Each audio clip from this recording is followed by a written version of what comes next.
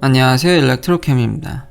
오늘은 한번 테슬라의 판매량에 대해서 한번 이야기를 해볼까 합니다. 그와 더불어 경쟁사들의 이제 판매량이 지금 감소하고 있거나 겨우 현상 유지를 하고 있는데 그것에 대해서 종합적으로 알려드릴까 합니다. 그리고 시작하기에 앞서 미국의 전기차 보조금에 대해서 다시 한번 좀 더 이제 자세히 설명드릴까 하는데요. 예전에 이것에 대해서 좀 질문하신 분들이 많았던 것이 생각이 나서요. 이게 미국의 보조금은 좀 독특합니다. 그러니까 20만 대가 딱 넘으면은 이제 페이즈 아웃 천천히 내려가는데 이런 기사가 있었더라고요. 참고로 이렇게 과거의 기사를 찾아보는 게 꽤 재미가 쏠쏠합니다. 왜냐하면 굉장히 테슬라의 부정적인 기사들이 훨씬 많습니다. 근데 물론 다들 결과를 아시다시피 대부분 이렇게 맞지 않았죠. 이 내용은 뭐냐면, 자, 이제 20만 대가 딱 도달하면 모든 브랜드를 통틀어 연수와 상관없습니다. 뭐 5년에 20만 대를 달성하든 10년에 20만 대를 달성하든 20만 대 딱 달성하게 되면 스케줄이 이제 스타트가 되는 겁니다. 그 다음 분기에는 일단 풀로 줍니다. 그치만 그 다음 분기로 넘어가면 이제 반이 삭감되죠. 그 다음 분기로 넘어가면 25%로 내려간 다음에 그 다음 이제 없어지는 요런 구조입니다. 근데 이 기사 내용이 뭐냐면 미국 브랜드들이 이제 힘들 거라는 거죠. 보조금 설계에 있어서 좀 단점들이 좀 루폴이라고 해야 될까요? 그런 것들이 있어서 큰 제조업체들, 폭스바겐이라든지 아니면 이제 토요다라든지 뭐 현대기아차라든지 이런 회사들이 본격적으로 뛰어들면 이제 미국 회사들이 홀라당 망할 거라는 거죠. 이미 이 기사가 나올 때쯤에 테슬라와 GM은 거의 20만 대를 바라보고 있었기 때문에 이 대형 업체들이 보조금을 다 타먹었으니까 이제 본격적으로 경쟁사들이 뛰어들어서 요 단점을 이용해 가지고 미국 시장을 다 장악할 거라는 이야기인 거죠.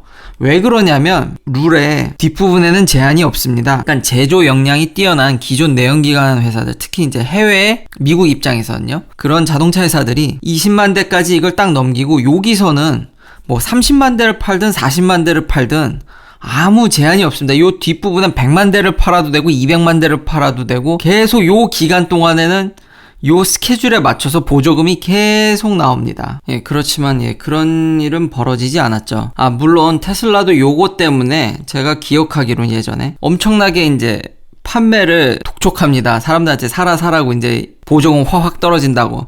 그러고 나서 판매량이 감소하니까 요만큼의 분을 차량 가격을 하락을 단행시켜서 약간의 그때 원성을 좀 사기도 했었죠. 근데 그랬던 이유가 여기서부터는 완전히 제한이 없었기 때문입니다. 다른 자료로는 지금 현재 2020년 6월까지의 이제 데이터인데 이미 테슬라는 60만 대를 팔아서 이건 미국 내 판매량 이야기입니다. 이미 오버를 했고요. GM 역시도 보조금이 없습니다. 이 두 브랜드는 미국 내에서 이제 벌거벗고 뛰는 거죠. 닛산은 제가 알기로는 2010년부터 닛산 리프를 팔았던 걸 기억하는데 아직도 캡이 남았다라는 게 좀 놀랐고요. 여기 보면 토요다도 있죠.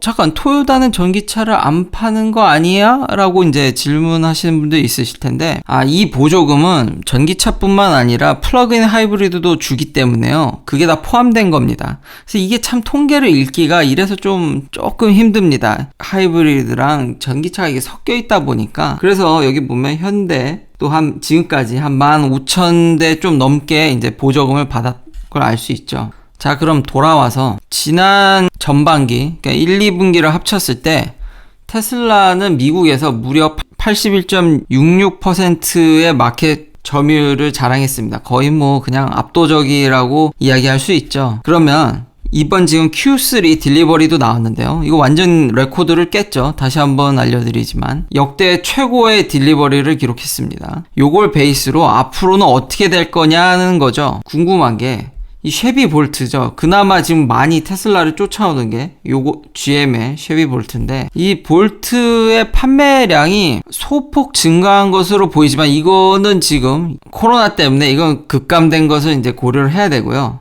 그것을 제외하고는 대체적으로 평이합니다. 그냥 평이하게 팔기 때문에 일단 테슬라의 마켓 쉐어가 좀 더 늘을 것으로 저는 전망을 하고요. 왜냐면 이렇게 기록을 깰 정도의 딜리버리를 했으니까. 이게 테슬라가 지역별로 딜리버리 데이터를 공개하면 더 정확히 알 수 있는데 지역별로 딜리버리 데이터를 공개하지 않습니다. 추측하건대 그래도 이렇게 많이 팔았고 모델 Y를 지금 미국에서만 팔고 있기 때문에 모델 Y가 좀 기여한 바가 있지 않을까라고 이제 추측하는 거죠. 그리고 이렇게 GM의 쉐비 볼트는 보조금이 없으니까 본인이 깎아주는 이런 세일을 지금 단행하고 있거든요. 거의 중앙정부 보조금을 상회하는 가격 하락을 단행하는 걸 봐서는 좀 잘 안 팔리는 것 같은 뉘앙스가 느껴집니다. 닛산 리프는 역대 이제 3분기 최저 판매량을 기록했습니다.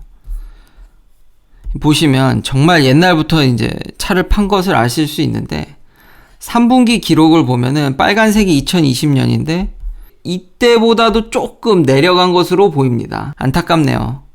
이걸 보면서 제가 뭘 느끼냐면은 지금 유럽에서 르노 조이가 엄청 잘 팔린다고 이제 알려져 있죠. 워낙 값싸게. 그리고 유럽에서는 도시명 이런 전기차, 마실용 차라고 해야 될까요?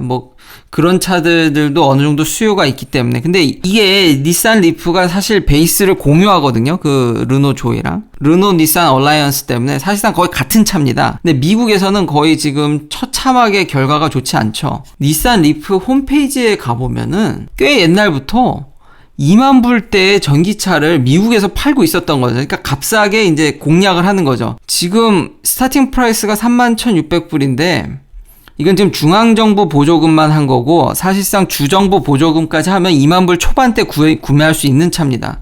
근데도 판매량이 참 안 좋죠. 그게 이유를 보면은 제일 싼 모델이 이게 40kW입니다. 그리고 레인지가 갈 수 있는 거리가 150마일밖에 되지 않는 거죠. 주행거리의 문제점. 그러니까 미국에서는 주행거리가 안 좋으면 차가 거의 안 팔린다는 점과 그나마 이제 주행거리를 올리는 면은 벌써 이제 38,000불에 가죠. 그러면 이제 2만 불 후반대에 가니까 이때부터는 좀 가격 경쟁력이 쉽진 않아 보이죠. 여러 가지 이제 전기차라는 것이 이 정도 가격대로 오게 되면은 충전 환경이라든지 다른 요인 때문에 이 다른 브랜드들이 이래서 힘든 것 같습니다. 이게 똑같은 일이 현대 코나 EV에서도 일어나는데요. 갑자기 8월에 이 현대 판매량이 이건 미국 얘기가 아닙니다. 이게 글로벌 얘기인데 글로벌리 지금 판매량을 보니까 이유가 지금 여러 가지로 분분한데 갑자기 이제 판매량이 주는 것을 보실 수 있습니다. 여기서도 확연히 갑자기 이제 다운되는 것을 보실 수 있죠. 그나마 다행인 건 전기차 드랍률이 좀 적다는 겁니다. 대부분의 판매 저하는 이제 플러그인 하이브리드에서 오는 건데 요걸로 추측해 보건데 지난해 제가 기사를 많이 알려드렸지 않습니까? 유럽에서는 플러그인 하이브리드가 지금 대세로 굉장히 기존의 이런 유럽의 터줏대감들이 플러그인 하이브리드를 공격적으로 내놓고 있기 때문에 그래서 그 여파가 있었던 게 아닌가. 그리고 전기차도 이렇게 경쟁이 치열해지다 보니까 좀 영향이 있지 않은가라는 생각이 듭니다. 이 미국에서는 아까 이제 닛산 리프를 통해서 얘기했듯이 이 가격을 보면은 꽤 메리트가 있어 보입니다. 왜냐면 이제 스타팅 프라이스가 37,000불이지만 이제 페더럴 텍스 크레딧 받고 그럼 이제 3만 불이고 주정부 이렇게 좀 받으면은 왜냐면 이 차는 이미 어제도 말씀드렸지만 그 GEV 크레딧만 있는 주에만 팔고 있기 때문에 3만 불 이하에서 살 수 있긴 한데 그래서 저가 시장을 노릴 수도 있다라고 생각하지만 제가 이게 옵션을 자세히 봤거든요.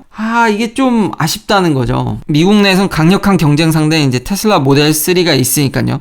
이게 소형 SUV라서 또 정확히 이렇게 아주 1대1로 매칭하긴 좀 그렇지만 제일 싼 버전이 아까 그 보여드린 SEL 버전인데 그 진짜 완전 깡통입니다. 그리고 옵션도 못 넣어요. 이게 홈페이지에 직접 들어가서 확인해 보시면 옵션 넣는 게 하나도 없습니다. 결국 스마트 크루즈를 달려면 여기까지 와야 되거든요. 물론 대신에 HUD라든지 이제 벤틸레이션 프론트 시트, 이제 통풍 시트죠.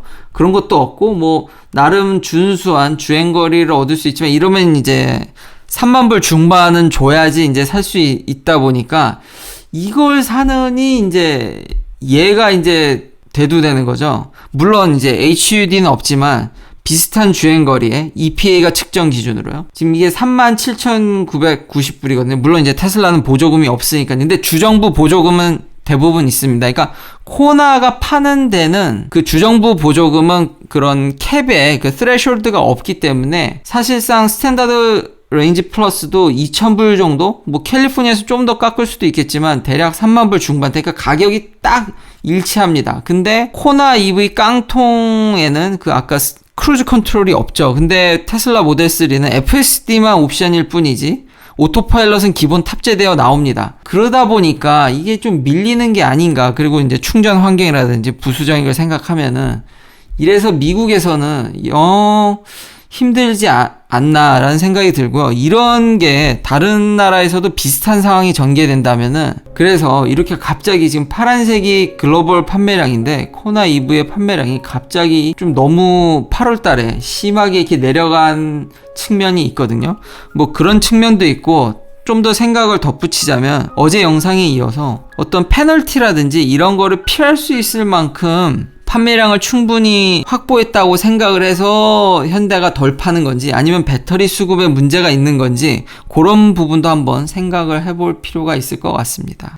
긴 영상 시청해 주셔서 감사합니다. 내일도 테슬라 관련 이야기들로 찾아뵙겠습니다.